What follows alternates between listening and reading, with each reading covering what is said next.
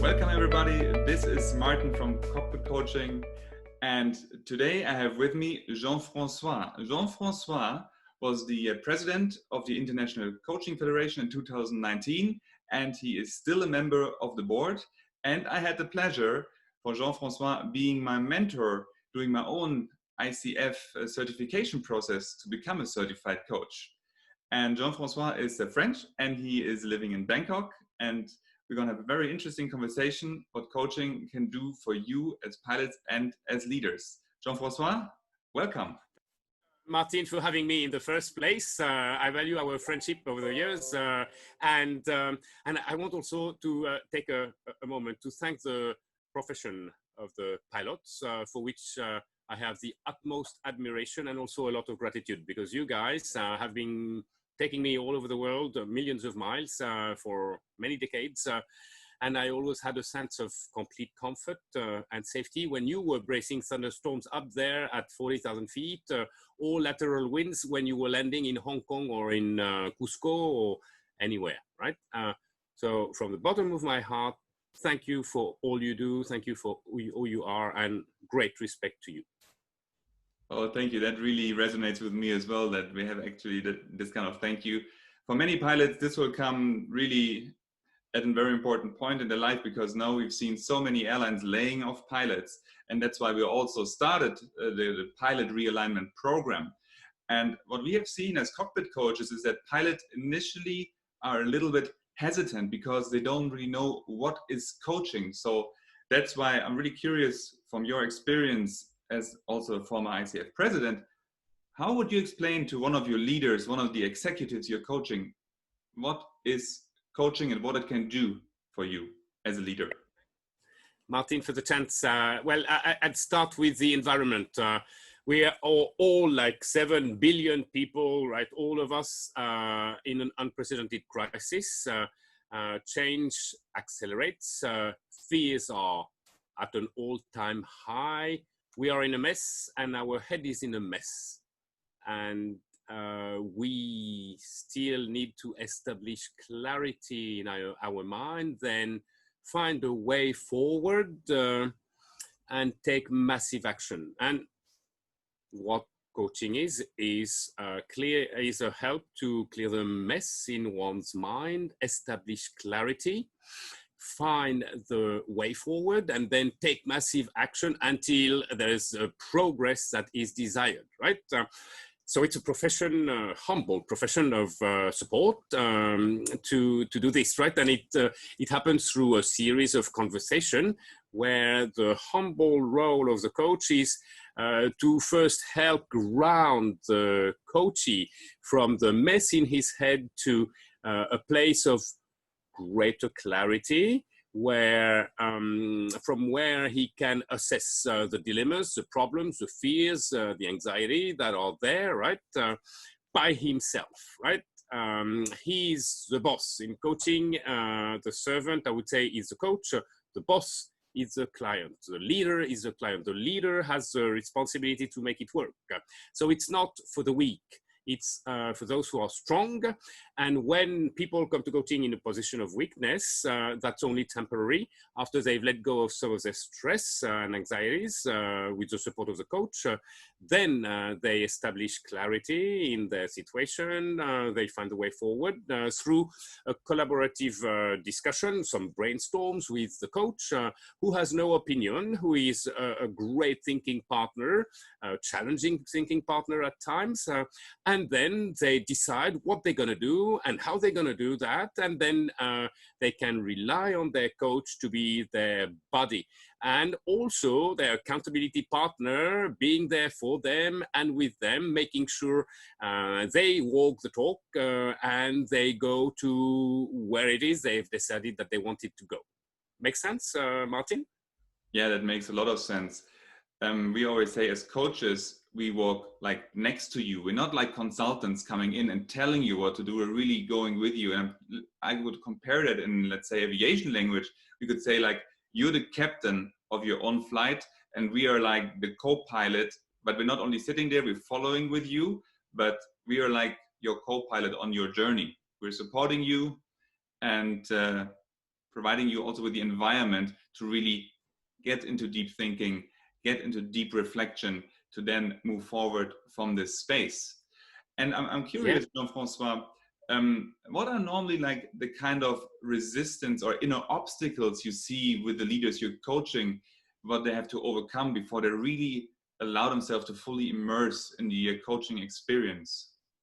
Yeah, the most usual resistance, and it's very human, and I'm totally not judgmental about it, is bruised self-esteem or unhealthy self-esteem. So typically it's a male ego unbridled, right? It's like, I know it all, I've proven it all, I don't need no advice, thank you very much, goodbye. And then of course, this is all very fragile, right? It's a facade, but deep inside, the guy is just like any other 3.5 billion guys. And when it comes to the ladies, it's all the same. Of course, any human being has a lot of insecurities, in fact.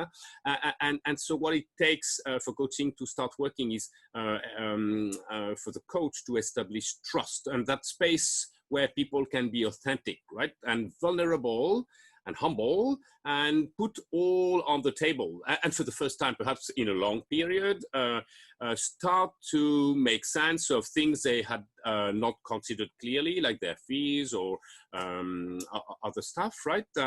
And start to figure out what they're going to do with it, right? So I would say bruised self-esteem or fake or unhealthy self-esteem is usually a resistance, right? And then it's interesting that actually humility, vulnerability is the mark of the strongest people, right?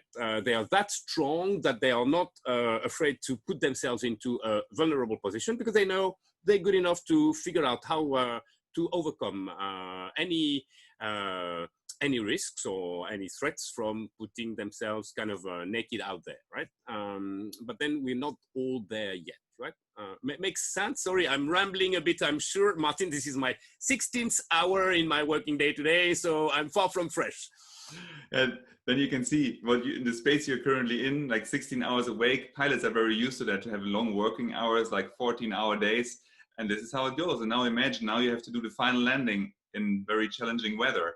And that could be also what is for many pilots right now. They had already a long established career, and now there is the storm coming, and what to do next. And what you stated about, like, to come into this humbleness, you know, to be humble, and we call it slow down in order to speed up.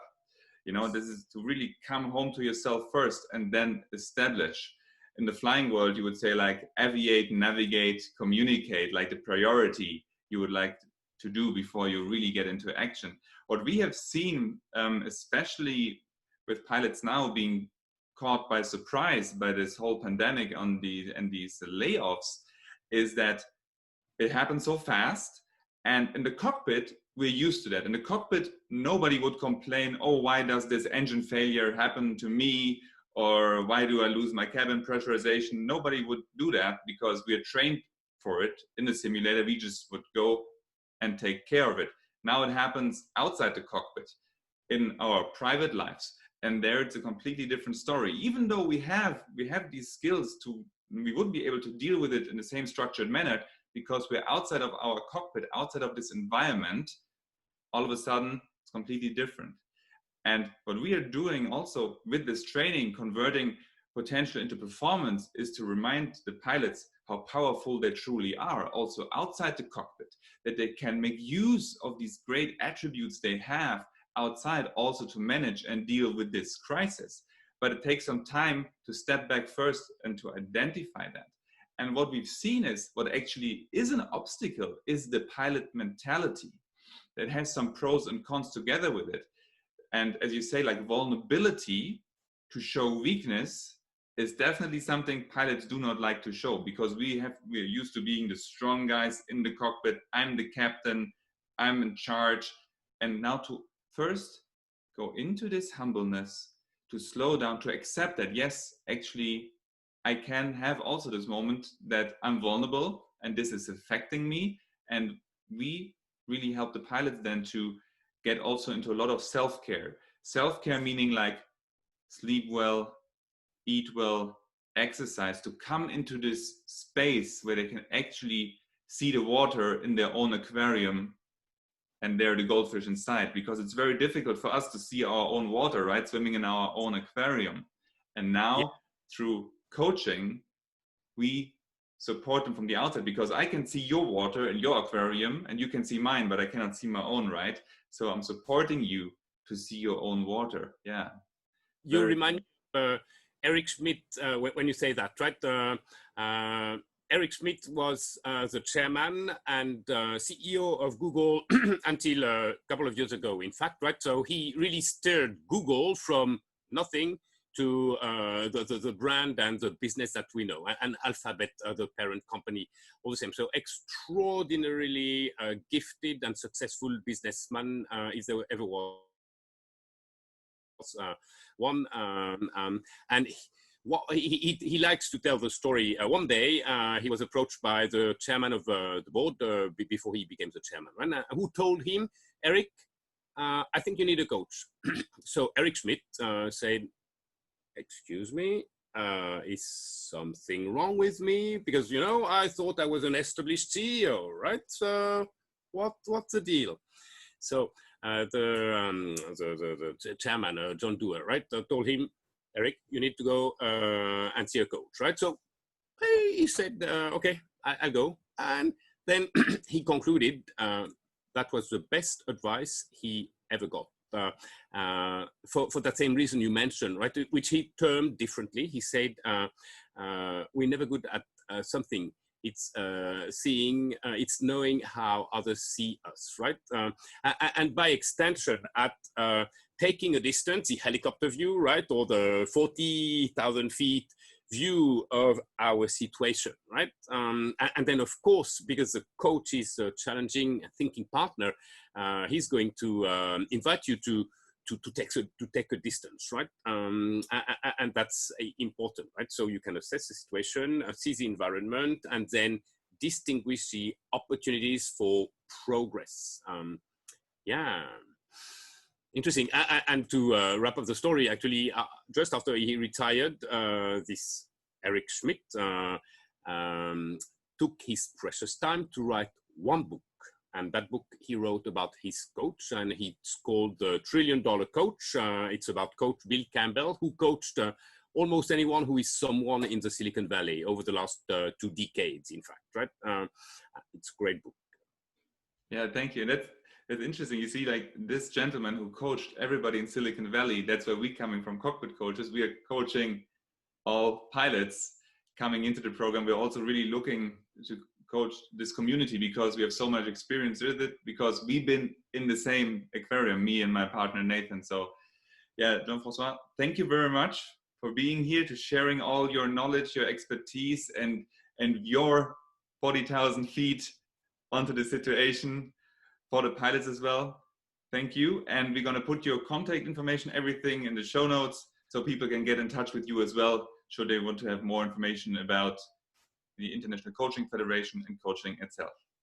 Thanks very much. A pleasure to talk with you as always, Martin. Right, and once again, my heartfelt tribute to the pilots around the world. Right, and with their smarts and their steely mind and their attitude, right? What's not to love, right? So their value is not changed one bit by the crisis. They should not let the crisis get into their mind, because they've got a great, super valuable mind, right? And have I talked about the attitude, right? Attitude is 85% of the reasons to hire someone, right? And God, don't we have so much talent in pilot?